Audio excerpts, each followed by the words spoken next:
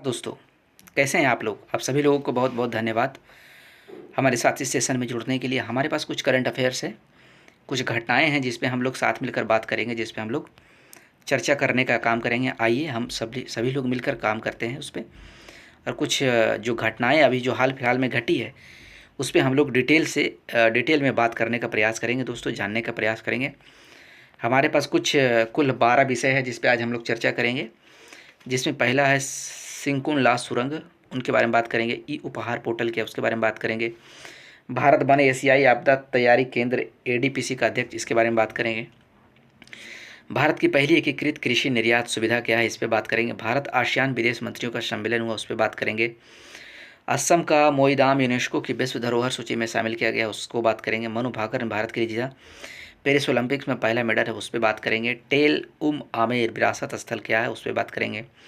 BRICS व्यापार मंत्रियों की बैठक कहाँ हुई, किस लिए हुई, क्या क्या हुआ, उस पर हम लोग चर्चा करेंगे। नीति आयोग की 9वीं गवर्निंग काउंसिल की बैठक, उस पर चर्चा करेंगे। कर्नाटक में लिथियम का खोज हुआ, उस पर बात करेंगे। भारत और अमेरिका के बीच हुआ सांस्कृतिक संपत्ति समझौता, हम उस पर बात करेंगे। तो हमारे पास जो पहला मुद्दा जो निकल कर आ रहा है, पहला सब्जेक्ट जो है वो है सिंकुन ला सुरंग, the new road to Ladakh. Ladakh जाने के लिए एक नया रोड कहा जा रहा है विनोद दोस्तों। क्या है सिंकुन ला सुरंग, क्या है, इस पे आइए हम लोग बात करते हैं, चर्चा करने का काम करते हैं। क्या है, चर्चा में क्यों है दोस्तों? हाल ही में प्रधानमंत्री द्वारा सिंकुन ला सुरंग का निर्माण कार्य शुरू किया गया है। इसका निर्माण नीपू पदुम दारचा सड़क पर लगभग 15,800 फीट की ऊंचाई पर किया जाएगा दोस्तों। यह दुनिया का सबसे अधिक ऊंचाई पर बनी सुरंग होगी, जिसकी लंबाई 4.1 किलोमीटर होगी दोस्तों। 1,681 करोड़ रुपये की लागत से इस सुरंग का निर्माण सीमा सड़क संगठन द्वारा किया जाएगा दोस्तों। इस सुरंग का निर्माण को फरवरी 2023 में प्रधानमंत्री की अध्यक्षता वाली सुरंग पर कैबिनेट समिति द्वारा अनुमोदित भी किया गया था दोस्तों।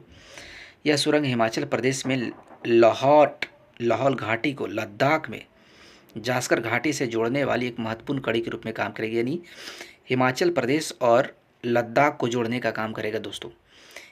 हिमाचल प्रदेश का जो सुरंग का नाम है लाहौल घाटी से शुरू होगा और लद्दाख में जास्कर घाटी से जुड़ने का काम करेगा, एक महत्वपूर्ण कड़ी के रूप में काम करेगा दोस्तों।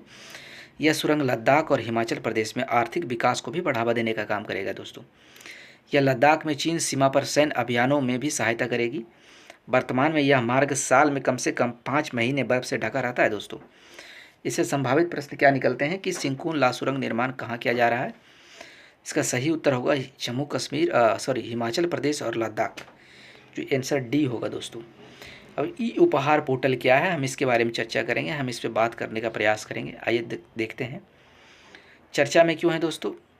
श्रीमती द्रौपदी मुर्मू द्वारा राष्ट्रपति के रूप में अपने कार्यकाल के 2 वर्ष पूरे होने के अवसर पर ई उपहार पोर्टल शुरू किया गया है। इस पोर्टल के माध्यम से विभिन्न अवसरों पर राष्ट्रपति और पूर्व राष्ट्रपति को भेंट किए गए चुनिंदा उपहारों की नीलामी की जाएगी दोस्तों। इस यानी कि जो भी उनको गिफ्ट के रूप में मिलता है उसका नीलामी किया जाएगा। इसमें पहले चरण में लगभग 250 उपहारों की नीलामी की जाएगी दोस्तों। इसके लिए बोली 5 अगस्त से लेकर 26 अगस्त 2024 तक खुली रहेगी। बोली की अवधि समाप्त होने के बाद ये वस्तुएं उच्चतम बोली लगाने वालों को सौंप दी जाएगी दोस्तों। इस पहल का उद्देश्य नागरिकों के साथ जुड़ाव को बढ़ाना है। एक तरीके से इसका मेन जो मोटिव है कि लोगों के साथ जुड़ाव लगा रहे। नीलामी से प्राप्त सारी आय जरूरतमंद बच्चों की मदद के लिए दान की जाएगी दोस्तों। नीलामी के लिए रखे गए उपहार राष्ट्रपति भवन संग्रहालय में आम जनता के देखने के लिए भी उपलब्ध होंगे दोस्तों। इसे संभावित प्रश्न क्या निकलते हैं? ई उपहार पोर्टल किसके द्वारा शुरू किया? तो इसका सही उत्तर राष्ट्रपति होगा। भारत बना एशियाई आपदा तैयारी केंद्र का अध्यक्ष। क्या है एशियाई आपदा तैयारी केंद्र, क्या है, हम इसके बारे में बात करेंगे। चर्चा में क्यों है? हाल ही में भारत वर्ष 2024 से 2025 के भारत बना एशियाई आपदा तैयारी केंद्र एडीपीसी का अध्यक्ष बना है दोस्तों। भारत सरकार के प्रतिनिधि के रूप में श्री राजेंद्र सिंह जो सदस्य हैं, विभाग अध्यक्ष राष्ट्रीय आपदा प्रबंधन प्राधिकरण ने एडीपीसी की अध्यक्षता संभाली है दोस्तों। अब क्या है एशियाई आपदा तैयारी केंद्र, क्या है, इस पर हम लोग बात करेंगे। यानी कि हो गया एशियन डिजास्टर प्रिपरेशन काउंसिल। यह एशिया और प्रशांत क्षेत्रों से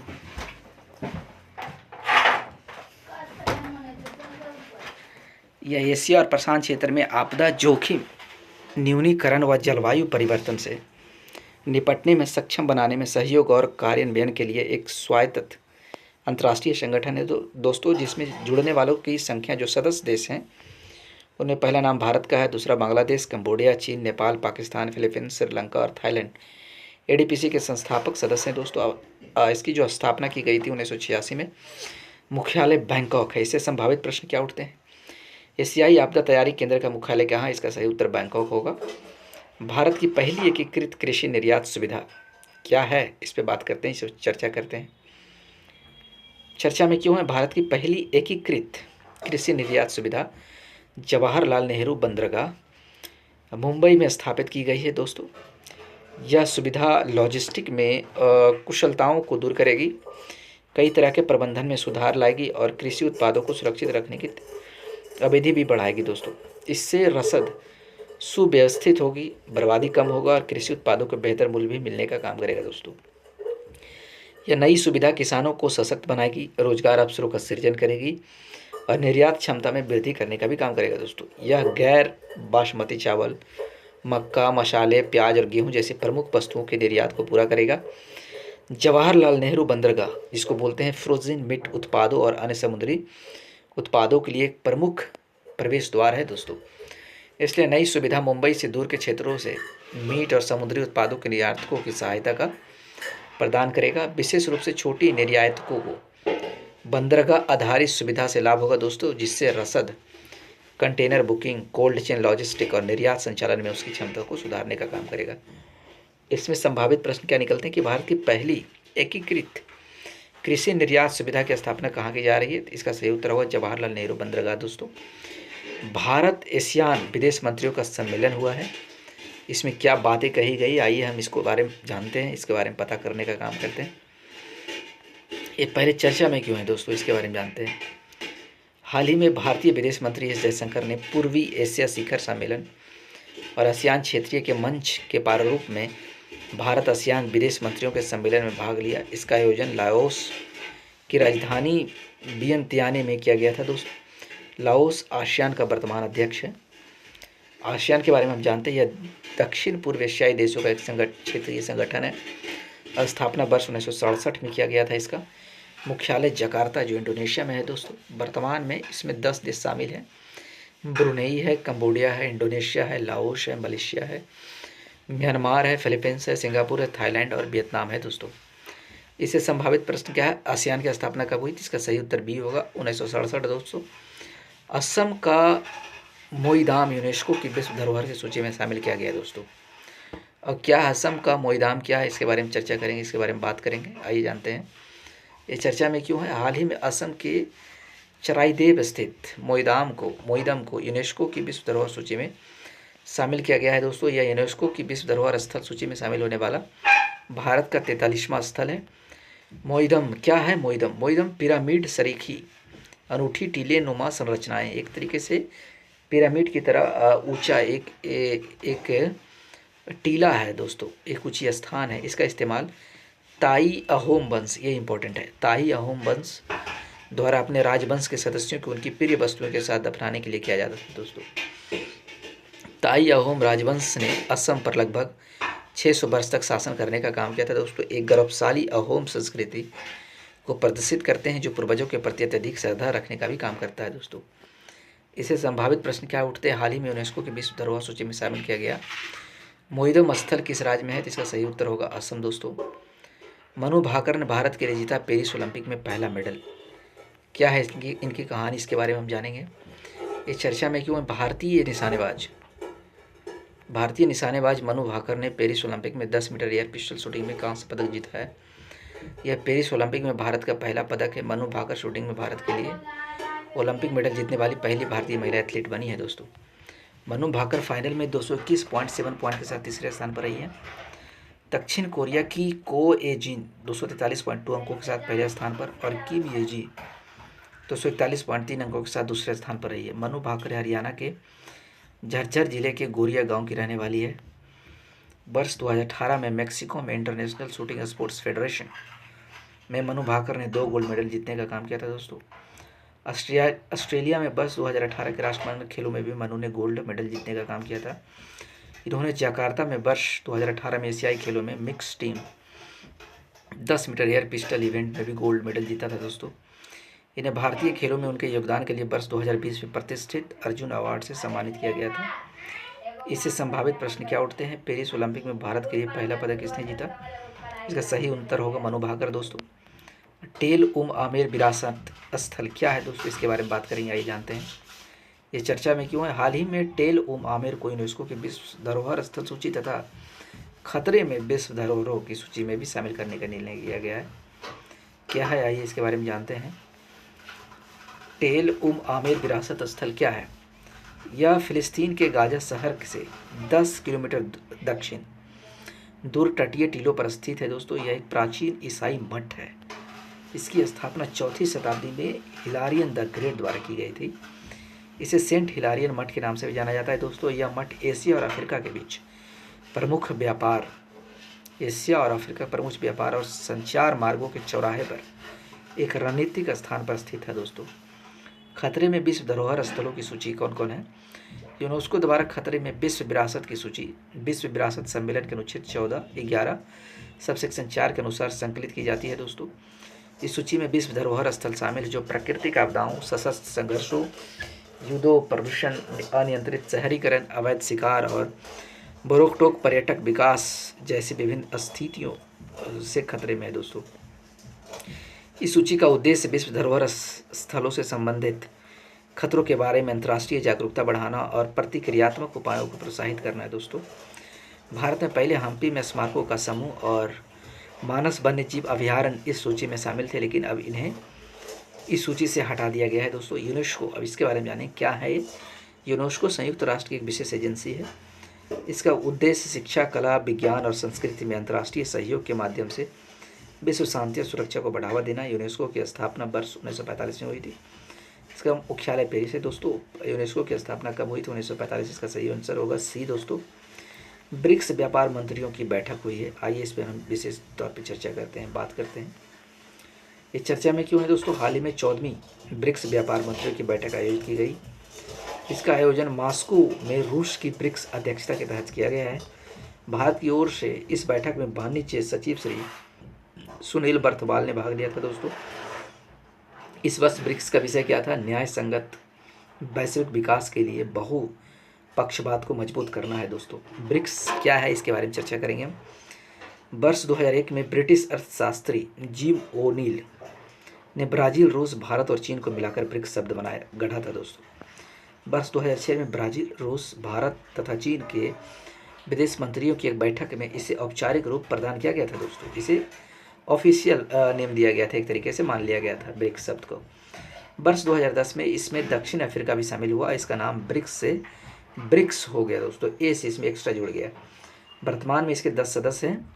ब्राज़ील है, रूस है, भारत है, चीन है, दक्षिण अफ्रीका है, मिस्र है, इथोपिया है, ईरान है, सऊदी अरब है, संयुक्त अरब अमीरात है दोस्तों। वर्ष 2009 से ब्रिक्स के नियमित शिखर सम्मेलनों का आयोजन किया जा रहा है। भारत ने पहली बार वर्ष 2012 में ब्रिक्स की अध्यक्षता ली दोस्तों। इससे संभावित प्रश्न उठते हैं, भारत ने पहली बार ब्रिक्स की अध्यक्षता कब थी? तो वर्ष 2012। इसका सही उत्तर होगा। नीति आयोग की 9वीं गवर्निंग काउंसिलिंग बैठक हुई है दोस्तों। इस पर चर्चा करते हैं, चर्चा में क्यों है। हाल ही में नीति आयोग की 9वीं गवर्निंग काउंसिलिंग की बैठक आयोजित की गई है।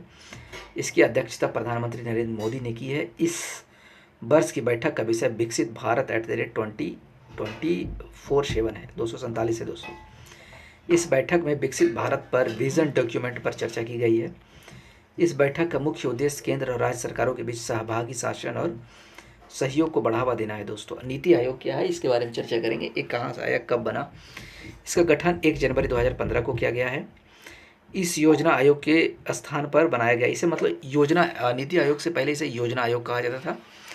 2015 के बाद इसे नीति आयोग कहा जाने लगा। यह भारत सरकार का नीति से संबंधित प्रमुख थिंक टैंक है दोस्तों। यह सरकार को निर्देशात्मक और नीतिगत इनपुट प्रदान करने का काम करती है। यह राज्यों को राष्ट्रीय हित में एक साथ कार्य करने के लिए प्रोत्साहित भी करता है, जिससे सहयोगी संघवाद को बढ़ावा भी मिलता है दोस्तों। इसकी शासी परिषद की अध्यक्षता प्रधानमंत्री करते हैं, जो हाल फिलहाल में मोदी जी हैं। इस परिषद में सभी राज्यों और केंद्र शासित प्रदेशों के मुख्यमंत्री और अन्य केंद्र शासित प्रदेशों के उपराज्यपाल भी शामिल होते हैं दोस्तों। नीति आयोग का वर्तमान जो संरचना है उसकी कैसी है, उसकी संरचना में कौन कौन सी चीज़ें हैं उस पर हम चर्चा करेंगे। अध्यक्ष के रूप में प्रधानमंत्री नरेंद्र मोदी हैं। उपाध्यक्ष के रूप में सुमन बेरी हैं। पूर्वकालिक सदस्य BK सारस्वत हैं, जो दूसरा नाम प्रोफेसर रमेश चंद्र है। डॉक्टर BK पॉल और आनंद बिरवानी हैं दोस्तों। पदेन सदस्य के रूप में कौन कौन है? गृह मंत्री अमित शाह जी का नाम आता है। कृषि मंत्री शिवराज सिंह चौहान का नाम आता है। वित्त मंत्री निर्मला सीतारमण का नाम आता है। रक्षा मंत्री राजनाथ सिंह का नाम आता है दोस्तों। विशेष आमंत्रित सदस्य इसमें से कौन कौन है? सड़क परिवहन एवं राजमार्ग मंत्री नितिन गडकरी जी हैं। स्वास्थ्य मंत्री जगत प्रकाश नड्डा जी हैं। इस्पात मंत्री HD कुमार स्वामी हैं। सूक्ष्म लघु एवं मध्यम उद्यम मंत्री जीतन राम मांझी जी हैं। पंचायती राज मंत्री राजीव रंजन सिंह हैं। सामाजिक न्याय एवं अधिकारिता मंत्री डॉक्टर वीरेंद्र कुमार हैं। नागरिक उड्डयन मंत्री के राम मोहन नायडू हैं। जनजातीय मामलों में मंत्री जुआल ओरम हैं। महिला एवं बाल विकास मंत्री अन्नपूर्णा देवी हैं। खाद्य प्रसंस्करण मंत्री चिराग पासवान जी हैं। और योजना मंत्रालय के राज्य मंत्री राव इंद्रजीत सिंह। इससे संभावित प्रश्न क्या होते हैं कि नीति आयोग के वर्तमान अध्यक्ष कौन है, तो इस तरीके से हो जाएगा हमारे पास जो सही उत्तर के रूप में आएगा दोस्तों, उपाध्यक्ष सुमन बेरी हैं। उपाध्यक्ष के नाम सुमन बेरी जी का नाम आएगा। कर्नाटक में लिथियम मिला है दोस्तों। लिथियम की खोज हुई है। कर्नाटक में अधिक मात्रा में लिथियम मिला है, पाया गया है। इसके बारे में चर्चा क्या है, ये चर्चा में क्यों है? हाल ही में कर्नाटक के मांड्या यादगिरी जिलों में 1600 टन लिथियम संसाधनों की खोज की गई है दोस्तों।